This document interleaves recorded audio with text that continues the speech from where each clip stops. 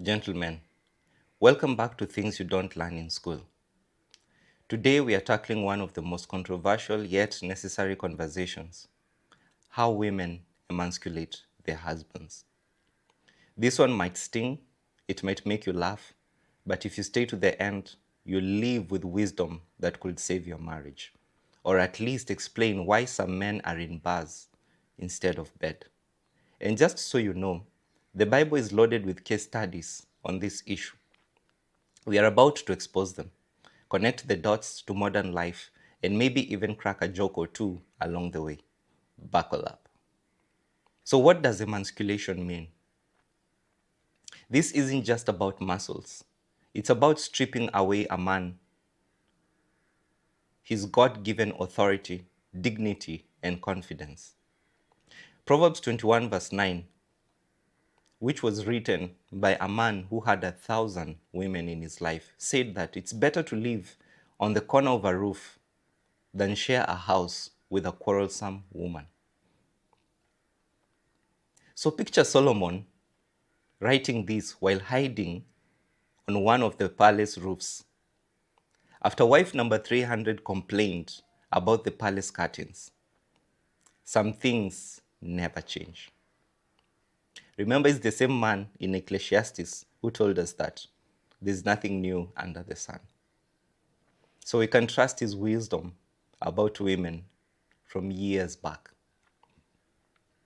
So what are the case studies in the Bible that portray emasculation? And the first case that we can look at is the story of Esther, which is in Esther chapter 1. This is King Success and Vashti. Vashti's refusal to appear before the king wasn't girl power. It was public dishonor. And the advisors panicked and advised the king, if word gets out, every wife will despise her husband because this is an influential figure. Remember, women are drawn to influential figures most of the time. And right now we have the issue of one of the wives of the presidents in America who's ranting and dishonoring her husband on podcasts. Wives mocking their husbands on TikTok, Twitter, or WhatsApp groups is not something that should be taken lightly. In fact, we thank God for social media because it has portrayed a nature of women that was hidden. Basically, they found a space to rant the issues that are in their hearts. We've seen so many cases whereby when the husband comes across such a clip or somebody shares that a clip, they file for divorce. So ladies, when you clown your man online, don't be surprised if he starts acting like a clown offline. The second case we look at is David and Michal. In 2 Samuel chapter 6, verse 16 to 23, we see that Michal mocked David's worship, and that sarcasm killed respect and intimacy. And as a result, God decided to close her womb, and she had no children till her death. That's how deep dishonor cuts. If your husband is hyped about cycling, don't say he's just preparing for delivery. That kills more than the vibe. It kills respect. The third case that we can look at is Samson and Delilah, and this is connoted in Judges chapter 16. Samson died because of nagging. He was manipulated until he gave away his secret, and then he was fed betrayal. This is expressed in the modern day by women withholding intimacy, weaponizing emotions, or constant ultimatums. We also see the case of Ahab and Jezebel, which is our fourth case in 1 Kings chapter 21. Jezebel was busy running the show while Ahab sulked. Some homes today are Jezebel-led enterprises. Wife runs everything, husband just pays bills. That's not partnership. It's emasculation disguised as helping. And with such a case, you find that the husband paying bills is not that he's put in a place whereby he has an opinion over what he's paying for. But you're told, Baba so and so, or Randy's father, we have bought this and this. Can you please pay for it? Here are the payment details. You have no opinion over that issue, but you're forced to pay because you're told you're the man of the home. So, what are the modern day emasculation tactics? Number one, financial disrespect. Ramsey Solutions in 2023 published that 41% of divorces are linked to financial fights. So disrespecting your man because he earns less is a slow kill. When you hear statements like, "You are not my, you are not my love. M-Pesa is my love," that's the fastest way to kill a man's soul. Number two, public criticism and comparison. Comparing him to Njeri's husband with the Prado. APA studies in 2022 shows that constant negative comparison lowers men's testosterone and confidence. Nothing kills a man faster than being told he's not measuring up in front of people. Number three, weaponized intimacy.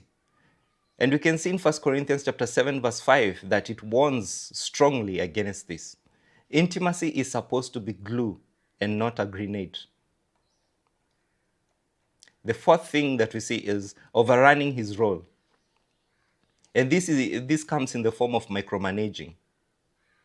So a woman micromanages every decision the man makes. Psychology Today in 2021 published that men overruled at home report 32% lower life satisfaction. And the statements will come like, "Why did you make this decision? It was not a wise thing. Why do you do this without telling me?" When the man gets home, you're busy on his phone trying to find the problems, trying to find issues. "Why didn't you tell me about this?" Because no man or no leader at home wants to be questioned about everything. He wants to be trusted. So you married man, know your place as the lead of the home. And woman, you married a man, not a pet. So stop training him like one. So what is the ripple effect of emasculation? Weak men raise weak families, which leads to weak societies. I'll repeat that. Weak men raise weak families, that leads to weak societies. Kenya in 2022 study showed that unsupported men are likely by 2 to 2.5%, they are more likely to suffer depression and alcoholism. That's why some men choose the bar. The beer does not argue back. I'll not leave you men without showing you how you need to respond to emasculation. And the points are not many, neither is it one, it's just a statement. Stand firm in identity. Protect your identity. Lead with love, but don't hand over your authority. Remember, with every criticism that a woman makes, it is space that she's seeking to occupy. If she criticizes how you dress, she wants to dress you. If she criticizes how you make decisions, she wants you to give her authority to make decisions and you apply. Always fight it. Ephesians chapter 5, verse 25 to 28 says, "Love her as Christ loves the church, but don't be a doormat." So how can women avoid emasculating their men? As oxygen is to life, so respect is to a man. Support him privately and defend him publicly. In Ecclesiastes chapter 3, verse 1, it says, "Understand seasons." Like it teaches, basically that's the summary of it, understand seasons. Your husband or your man or a man may not be where you want yet, but don't crush him in his age of building.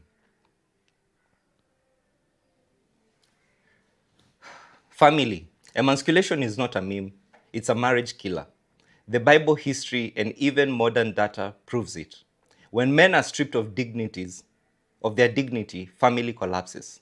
So ladies, if your man messes up, maybe roll your eyes in private instead of making a viral TikTok. And men, stop hiding in the bar, stand up and lead. This has been Things You Don't Learn in School. Like, share, and subscribe because your teacher never told you this. Adios.